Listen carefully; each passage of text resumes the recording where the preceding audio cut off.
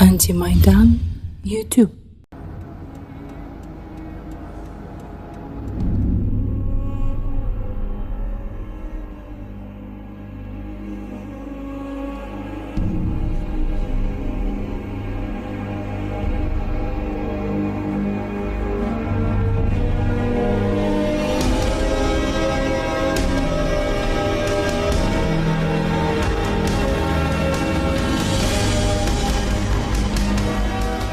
Сейчас за моей спиной проезжает автобус с пленными украинскими силовиками. Их сопровождают сотрудники ОБСЕ. Здесь, на Константиновской трассе, должен сейчас состояться обмен.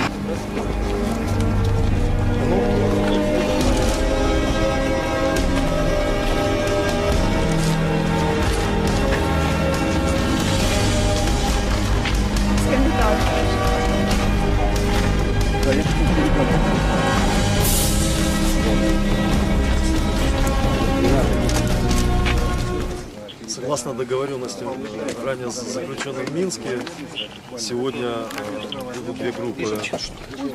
С одной стороны 37 человек и с другой стороны 37 человек. Это разные люди. Многие из них это те люди, о которых просили близкие, потому что нам звонят каждый день и жены, и родители, и дети. И они, конечно, тоже нам помогают. Мы разыскиваем людей. Вот. Ну, мы в процессе и хотим сделать то, что было сказано в Минске, поменять всех на всех. Скажите, а кого вы отдаете представителям Донецка? Отдаем людей, они находились в разных местах. Это разные люди, есть граждане Украины, есть граждане России. Как вы оцениваете взаимоотношения с противоположной стороной по части передачи пленных? Как взаимодействие идет?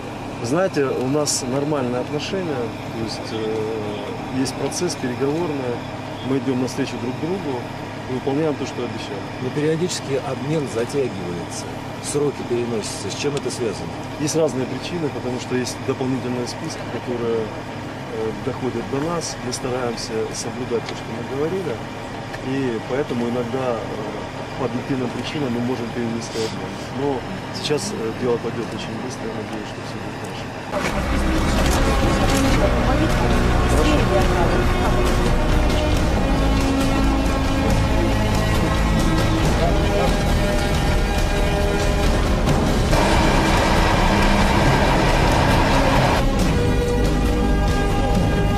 Сразу Смирнов! Я записал. Смирнов!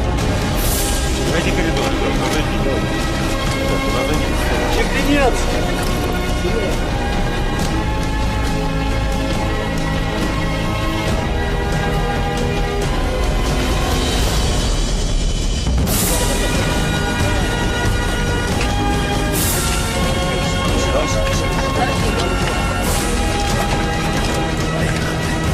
А расскажите, как вы обращались?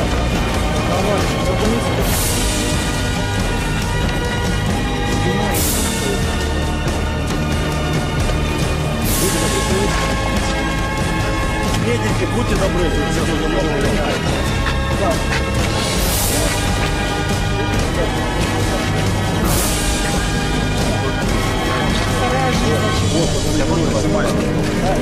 же сколько расстреляли.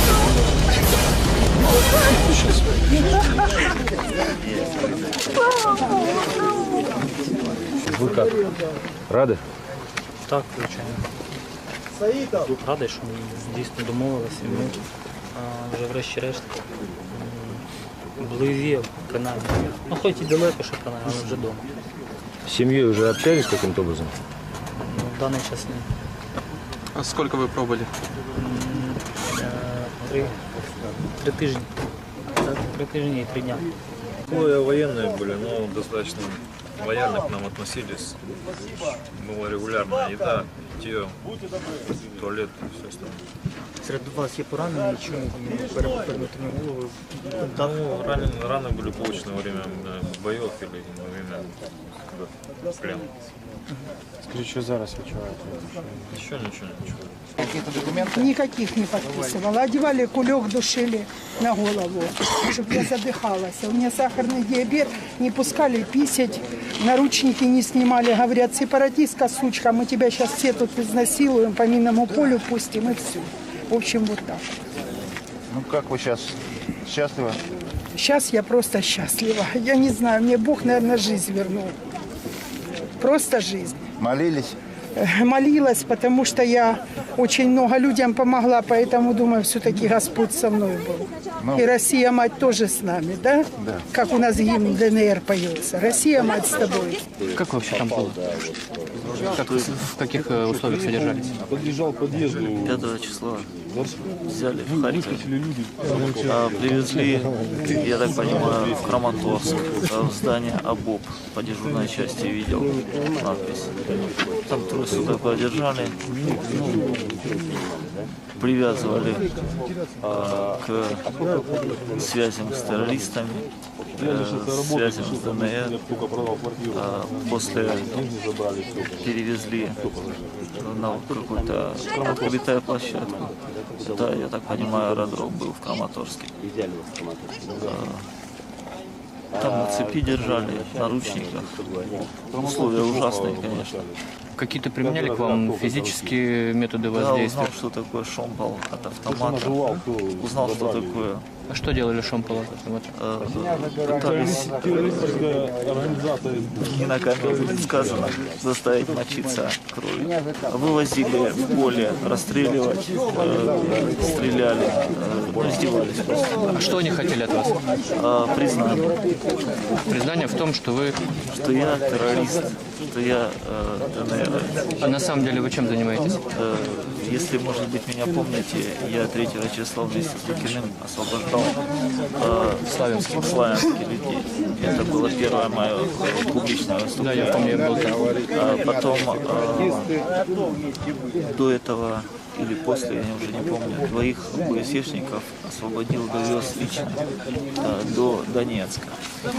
Занимался всякими мероприятиями по урегулированию конфликтов, присутствовал на круглых столах, в общем, занимался миротворческими делами. Батальон Айдар меня дома ждал. Я приехал домой взять ребенку вещи, передать. У меня ребенок маленький. Тогда ему было 5 месяцев. Теперь ему 9. И, само собой, вынесли все с хаты. Ноутбук, телевизор пластиковый. Золото, серебро. Все. Куда вас повезли, как сами обращались? Ну, меня повезли через Старобельск. Старобельске там. Ночь переночевал в СБУ. Потом ночь в СБУ переночевал, потом на Харьков повезли сразу. На то не было. Убили меня в счастье. Как? Можете рассказать? Ну, дома прям били. Как? Ну, в камере, как обычные заключенные. В камере, там, прогулка когда-никогда. Ну, там в СБУ более-менее люди. Вот. Что от вас хотели? Без понятия.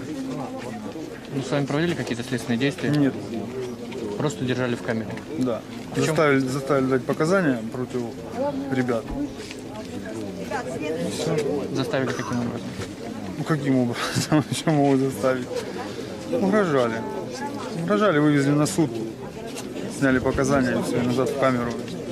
Без всяких действий. А вы сами принимали участие в этих ополчении или еще? Не успел, теперь приму. Скажите, как вас арестовали, когда это было? Значит, это было 22 июня. Меня взяли с дому.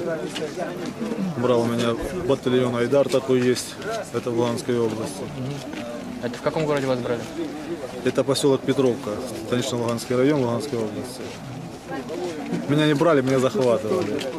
Потому что пришли ко мне среди бела дня, куча вооруженных людей в масках, без опознавательных знаков. Меня избивали при 8-летнем ребенке. Так что Почему они пришли к вам как вы? понятия не имею. До сегодняшнего дня я даже не знаю, за что меня держали. Меня вот за 80 дней сегодня, как я был захваченный, ни разу претензий не предъявили, за что меня взяли. Так что... Чем вы занимались? Кто по профессии? Я пенсионер МВД. С 2010 года я пенсионер. Сидел дома, занимался хозяйством своим. Вот эти 80 что с вами происходило? Где вас содержали? Значит, 3 дня меня содержали в Счастье, там милицейская школа была. Там меня избивали, кричали, что я сепаратист. Вот так, потому что, получается, у нас всех, кто живет в Луганской области, это сепаратисты. А потом отправили через 3 дня в Харьковское СБУ. И вот там я просидел до сегодняшнего дня. Применяли к вам какие-то физические методы воздействия? В Харькове нет, а вот в Счастье, да, там применяли мне полностью новую руку, штрикали шилом. В общем, там нормально. Избивали меня по 6-7 человек. Ну, какие вот еще пытки были, кроме шилом? Ну, там были избивательства, затягивание наручников, меня пристегнули руками, ногами.